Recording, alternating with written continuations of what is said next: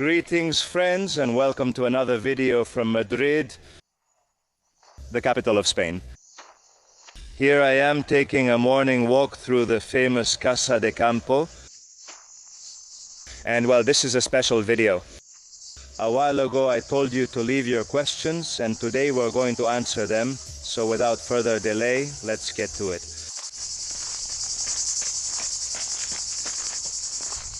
I'm Victor, the person behind the channel Caminante Rojo. I'm 35 years old and I'm from Madrid. Although I've lived longer outside of Spain than in Spain out of these 35 years, by just a little more than half, I've spent more time outside Spain in countries like Belgium, Turkey, Russia of course, Chile, Germany, Sweden, always either for study or for work.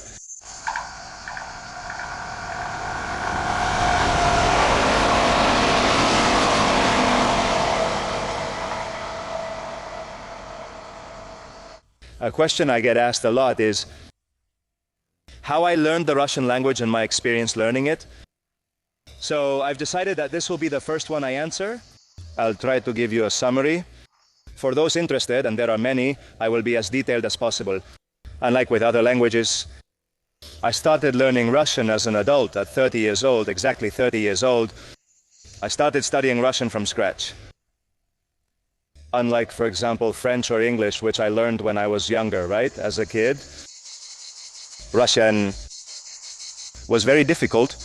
It was and still is very difficult. It's a language that, besides having a different alphabet, has its own grammar.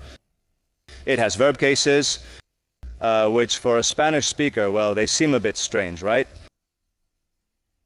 That being said, I started an intensive 6-month course at the Opuskin Institute in Moscow in 2018. And there, well, I started from scratch and learned the basics, so to speak. So how much does it cost? My name is Victor, and all that, I mean very basic things. When I finished the course, don't think I had a feeling of, oh, okay, good, I know how to speak Russian. No, not at all. It was an intensive course, 20 hours a week, plus the homework at home, which was another 10 hours a week. On your own, and honestly it was really frustrating. I didn't feel like I was making any progress at all, even though I knew a few words. I really had the feeling that the time I spent wasn't paying off. Those were very difficult times. Also in that regard, in learning the Russian language, because in addition to what I told you about the frustration, there was also the need for me to learn Russian in order to find a job, because I had just moved to Russia, planning to live there, which I'll explain later. Those were the first 6 months. And well, after that, honestly, I took a break from the courses and from the classes. It really affected me, and I decided to teach myself. So I bought a book, or well, I had already bought it. I think, well, from this intensive course. If I remember which ones, I'll list them here in case they're helpful for anyone learning. From the beginning, it might help you. It's a big book, which is for beginners up to level intermediate, let's say. So every day of that summer of 2018 for 3 months, from 3 to 6 months, I was learning on my own, doing exercises every day, writing, reviewing the basics.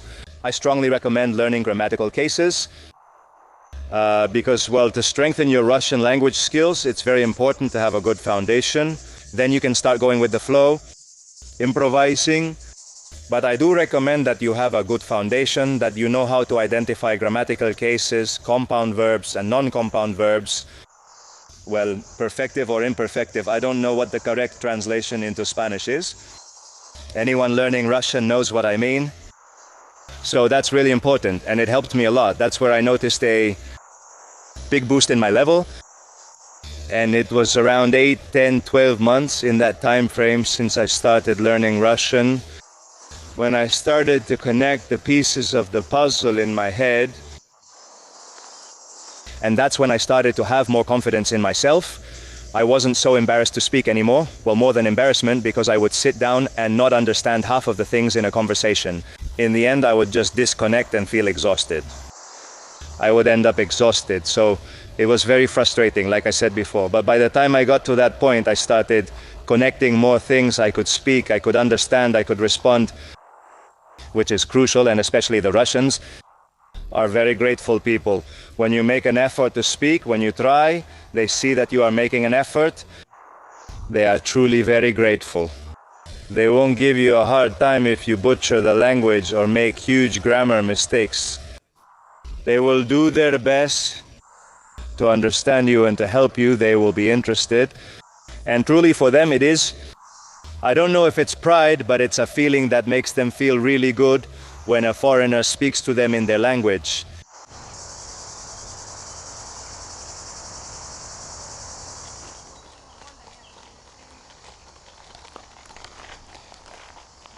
After this self-study period, I took a break from studying Russian. Well, before that, I got the intermediate certificate, the B1. That was a real morale boost. Still, right, after all these linguistic hardships I went through, and I took a break because of work and personal reasons. And well, even so, even though I took a break from so much self-study, I kept practicing Russian at home. I kept practicing a little bit. Well, writing, which is the hardest part. I occasionally listen to the radio and very occasionally watch a Russian movie. The next time I started studying Russian was in an online course, not as intensive as the first one. I think it was 4 class hours or 2 class hours a week, but yes, for 9 months. After that, I reached a higher intermediate level. There, while we practiced, it was during the COVID era, all education was online, and this was in 2020, I think, yes. I also made a big improvement there, thanks to the teachers at the Pushkin Institute, who I'd like to thank very much. Without them, I couldn't have learned Russian as I know it today. I also combined it with private lessons with my Russian teacher, my first Russian teacher, but already looking to prepare myself for a much more advanced level, the TRKI3, which is already, well, the advanced level of Russian language for foreigners, as they call it in Russia, literally translated. And well, I think I got that certificate in 21. It's going to be 2 years. So if we do the math from scratch to advanced level, but just barely, eh? Because honestly, it was hard for me to pass with the writing and all. Let's say I got a 6. A 6.5 out of 10.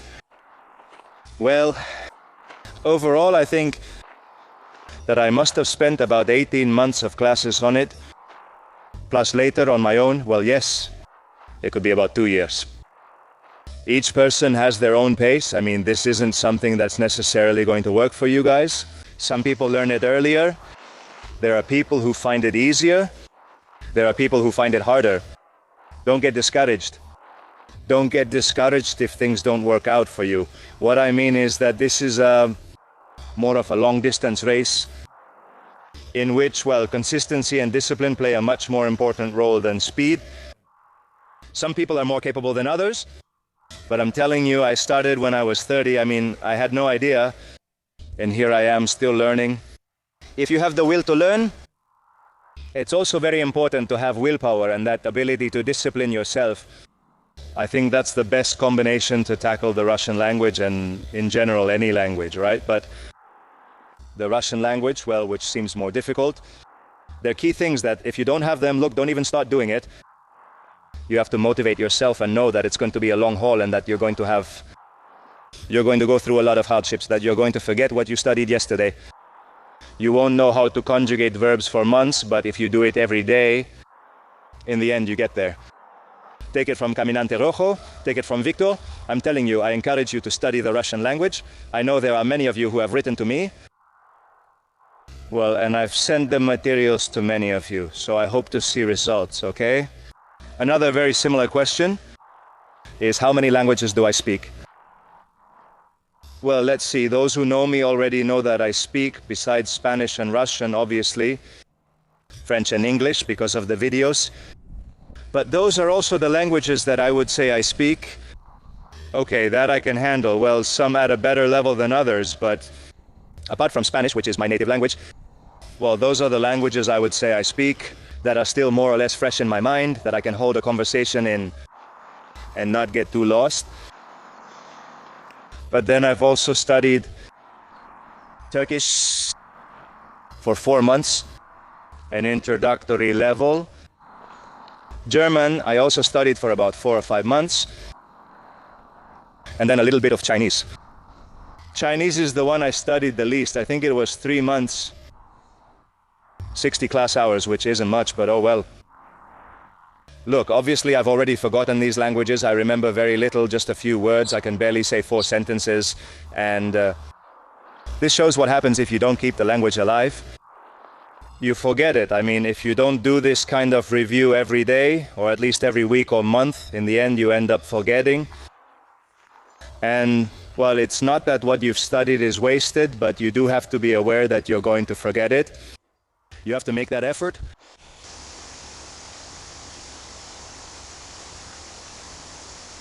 Next question. What did I study? Many of you ask me, hey, did you study anthropology? Did you study history? No, I haven't studied either anthropology or history. I studied audiovisual communication and a degree in economics. I did both degrees at the same time because when I started audiovisual communication, I said, damn, this smells fishy. This degree, look, honestly, with all the love I have for the audiovisual arts, that specific degree, I'm speaking from my own experience, it's useless for absolutely nothing. If we put it in perspective, that you have to spend 5 years, at least that's how long I had to spend, 5 years going to college to study things you can learn on your own if you're really interested. So if you're thinking about studying audiovisual communication, or I'd even include journalism, at least at Complutense University, like I did, well, try. If it's your passion, try to find a job, try to do things. Look, now with YouTube, with social media, you have a lot of possibilities.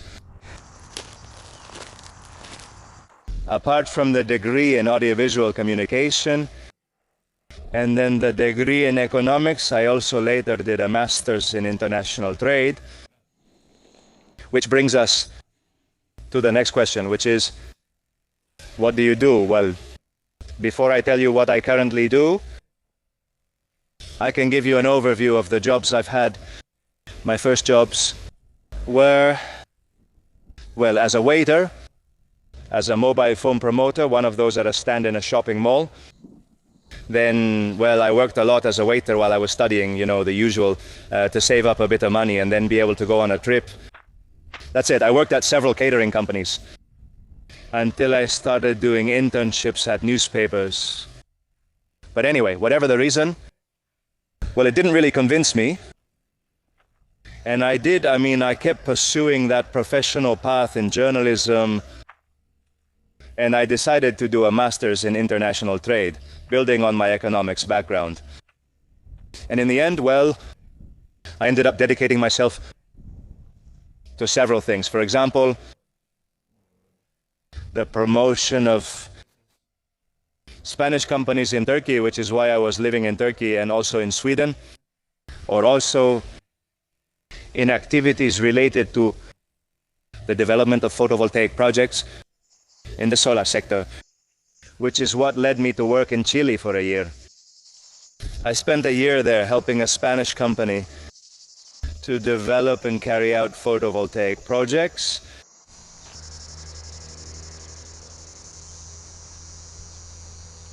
Later, when I arrived in Russia, the job I've held the longest, about 2 years, has been promoting Spanish tourism in Russia, that is, attracting Russian tourists to go to Spain. And well, obviously I had to retrain myself a bit because their solar energy, which I liked so much, so to speak, well, it was a sector I really enjoyed. Well, and that it had, how do you say it, career prospects, right? At least for the next 10 years. Well, when I arrived in Russia, it was a reality check. Obviously in Russia, they're not short on energy, and they rely on hydrocarbons, gas, and oil. And well, it was difficult, let's say, to make the leap from photovoltaics in Chile to Russia. So I'm telling you, I started in that other sector, in the tourism sector. And also, that's what I'm currently doing. I started gradually doing voiceover work for museums, for example, audio guides. If you go to the Moscow Museum, Russia, my history, you have 4 hours of my voice talking about the Romanovs, talking about Stalin, the Bolshevik Revolution. Well, that was my first job of that kind. Then I've also done voiceovers, well, for universities, for language courses, you know. The typical voice you hear in listening exercises, well, that's me. And currently, I do dubbing. I'm a voice actor, if you can call it that, for movies. Into Spanish. So, well, I don't know how many of you were expecting me to dedicate myself to this. It's not like I have a super spectacular voice, nor do I consider myself an actor. Dazzling, but that's how the circumstances have turned out. It started as a hobby and combining it with other jobs. Because honestly, that also made me feel good. I liked it, getting in front of the mic, acting, doing voices or voiceover work. And little by little, it has become a profession that allows me to combine it with my YouTube travels.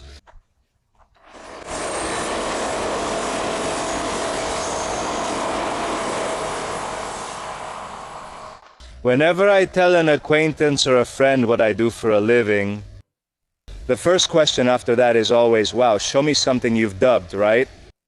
Well, I have to tell you that I started doing dubbing in Castilian Spanish, and now I'm also currently doing dubbing in neutral Latin American Spanish, as they call it, which is kind of like an accent leaning towards Mexican, but without being too strong, or, well, like neutral, I mean, so you can't tell neither that it's from Spain with that Spanish sound, nor that it's from Latin America with a very strong accent especially. So that's it. Well, I'm going to leave you here with some clips from the movies I work on, so you can have a laugh, honestly, because I'm telling you, this is really, I mean, don't expect this to be a big recording studio here, or that this is super professional, or that I'm the voice of Sylvester Stallone or someone like that. So anyway, I'm leaving it here so you can have a laugh. Let's see. The historical role of Latin in the formation and development of the French language. It's a very difficult topic. Certainly. Tell me, how did Old French originate? In the time of Julius Caesar, when Rome conquered Gaul? Correct. Correct.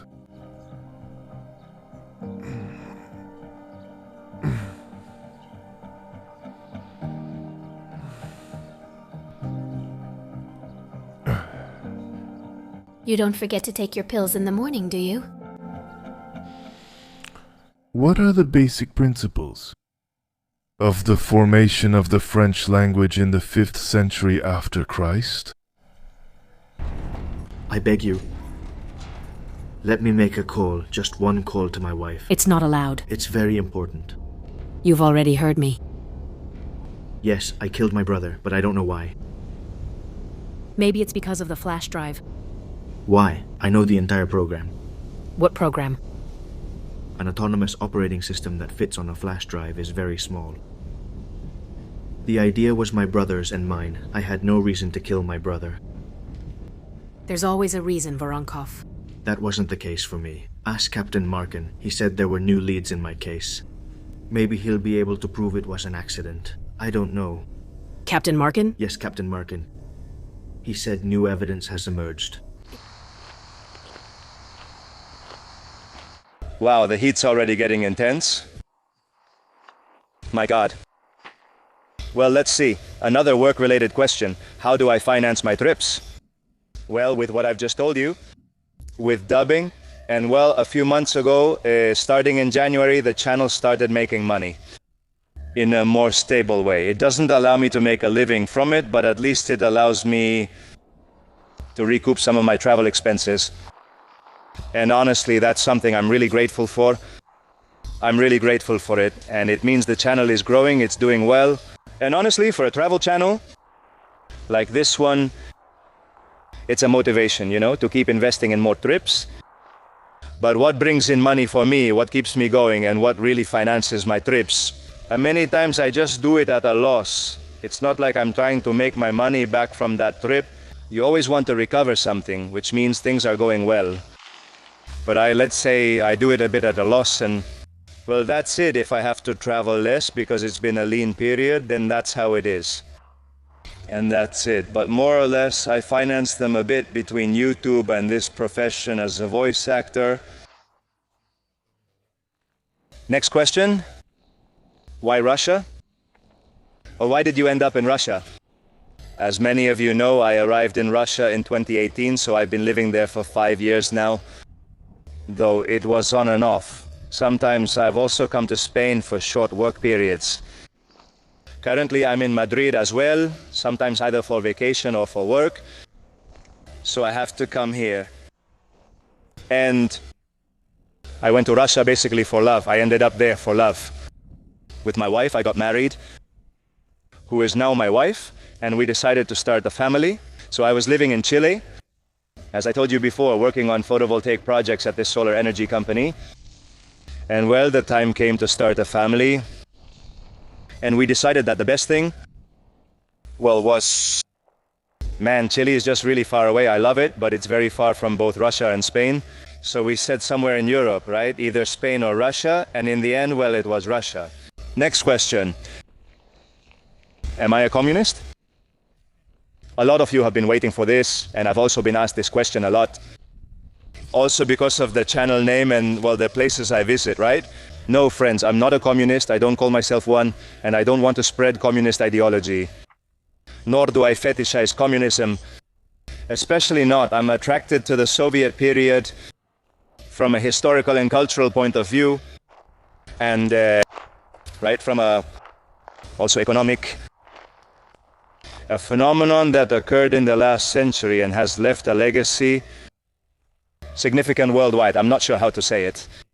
Some people still support it, and if you travel around Russia in particular, that's what really caught my attention. Across Russia and many former Soviet countries, hammer and sickle symbols are still visible. Well, it really caught my attention. You can tell it had a lot of influence in the 20th century. In fact, these two ideologies, along with capitalism, have competed for world leadership. So no, I'm not a communist, but I am interested in it like many other things from a historical, socio-cultural, and economic point of view. And this brings us to the next question, which is, why is the channel called Caminante Rojo? If you're not a communist, what the hell are you doing with that name? Well, let's see. The story, I'm sure you can't imagine it. When I was in Chile, I had a Venezuelan friend, Rogni, who always saw me walking to the office. And I always went with my red backpack and my red coat. And one day he said to me, hey, you're Caminante Rojo, huh? You're the red wanderer, you always come with your jacket and your backpack, red and walking to the office. And that's how I got that nickname. In the office, they called me the Red Walker. And when I was thinking about channel names for YouTube, I was already in Russia.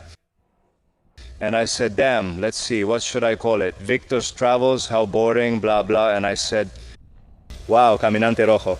And it has that double meaning too, right? Because I'm going to visit countries, Russia, ex-Soviet countries, and others in that sphere. And while it could be confusing, but I like the idea that it could be a bit confusing, and that people with prejudices would say, I'm not going to watch it because this guy is a communist or whatever. And then they watch the video, like it's happened to me before, someone said it, and hey, I watched you without prejudice. I'm not a communist or anything like that, and honestly, I like your content, what you do. And that's kind of the reason why I chose the name Caminante Rojo. And the real origin of the name Caminante Rojo. Along these lines, there's also the question about ideology. Look, those of you who know the channel well will know that this isn't a channel to spread any kind of ideology, and at least that's not my intention. It's not my intention at all. What I want is to share travel experiences. This is a travel channel. And if at any time, well, you touch on history, it's inevitable to touch on some kind of ideology, right? Because, well, that's history. But you might notice it in the videos. I hope that comes across at least. That's not my intention. My intention is to travel, for you to travel with me, to join me in places where people don't usually go.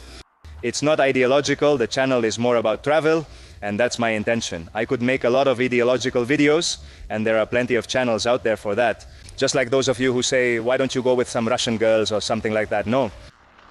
That's not what the channel is about. So if that's what you're looking for, you can stop watching the channel, since that's not its purpose. Another question? When did you start getting interested in Russia? Well, let's see. I would say Russia has always interested me a bit, like other countries. I mean, kind of exotic, right? It sounds exotic. Just seeing it in movies, like the Russians are always the bad guys, or that they also have a reputation for being serious. So, for someone here, for a Spaniard like me, I don't know, it interested me. It wasn't about going to Bali. It wasn't like visiting typical tourist spots like Thailand or similar places. Hey, with all respect to them, I'm sure they have history, but you know what I mean, right? Or, I don't know, Punta Cana, those kinds of places that are super crowded with tourists. It always caught my attention a little, and then it really started to interest me when I was able to travel, meaning when I started to have a stable salary. Another question? How much time do you spend preparing for your trips? Do you plan your trips a lot, or do you just go on an adventure? Well, honestly, it's half and half. I really like to plan things out, which is to read, for example, history. History is something I'm passionate about. I like to read a lot about history or get to know the country, even if I don't read a huge book, at least to know the basics. Or to listen to podcasts as well, where they talk about certain events that have happened in the country. It's a way to immerse myself, you know? As for the itinerary, if during my earlier research on the country, certain places come up that catch my attention or that attract my attention, well, yes, I put together an itinerary, more or less. I say, hey, I have to go here. That I liked, I'm interested in, I'd like to show this, and so on. But I always leave a space for adventure. I really like it. Well, oh yeah, sometimes you just can't do it if you're short on time, like when you have to catch a plane or train. But there are many times when I like to save that time to, I don't know, explore a bit on my own. And then the time I spend preparing for trips, well, it varies because there are trips that last 2 days and you prepare less for those, obviously. And then there are longer trips of 8 or 9 days. Well, maybe. Yeah, maybe you're preparing months in advance, but in general, I wouldn't describe myself as a super organized, meticulous person. No, that's not me. That's never been my style, not when I travel or in the rest of my life. And besides, that's what experience has taught me, that even if you make a lot of plans, there's always something that can mess them up. And you have to be ready to adapt, to be flexible, right?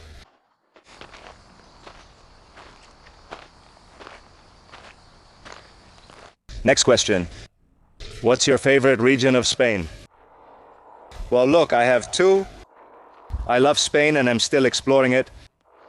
I haven't seen every corner yet. I've traveled a lot around Spain, but I'd like to take a proper trip all around Spain and talk to its people, you know? Also, more closely now as an adult. But my favorite regions are Asturias and Almeria. They are two opposites. Practically, because one is very green and the other is very dry. Cabo de Gata, for example, I'm in love with it. Anyone who's been there will understand. They are virtually untouched beaches. There isn't a lot of tourist crowds. They're more or less small villages. And Asturias, well, it's the north, it's green, it's fresh, also has kilometer-long beaches, huge waves, cold water. I don't know, I'd say they're the ones I like the most. Well, if I had to stay there. Then, related to that question, you've asked me, hey, will you make videos about Spain? Well, I'm really looking forward to it. I'm really looking forward to it, as I've already said, to get to know it a bit more in depth. And if I take the camera with me to document it, well, that would be nice. Honestly, yes. While I've been here in Spain during these periods, I've even been making plans, researching places I want to go. But I haven't taken the plunge yet. I haven't taken the plunge. But I do have certain places I'd love to go film, to talk a bit about the history, to get to know their culture, their traditions, the food basically. Well, I've lived here half my life, and I think it's essential for everyone to know their own country, right? In more depth. So yes, for me, as far as I'm concerned, I'd love to make videos in Spain. Some of you ask me if I've been scared or if I get scared, and the truth is yes. In the end, fear is something you face while you're traveling, either because of certain situations or because your mind is spinning about something. You get a bad feeling or whatever. It could be in your imagination or it could be real. So yes, obviously during my travels I do have to face that feeling. Another question, how many countries have you lived in? Although I mentioned it briefly before at the beginning, well, I've been in Belgium, I've been in Turkey, where I lived for 7 months. In Sweden, I lived for 5 months. In Germany, I lived for a year. In Chile, I lived another year. And then in Russia, it's been a little over 5 years now. Okay, and with this, I think we could wrap up the video now. I'm about to melt under the scorching sun. In Madrid, we have a heat wave today. Well, I hope I've answered those questions you had.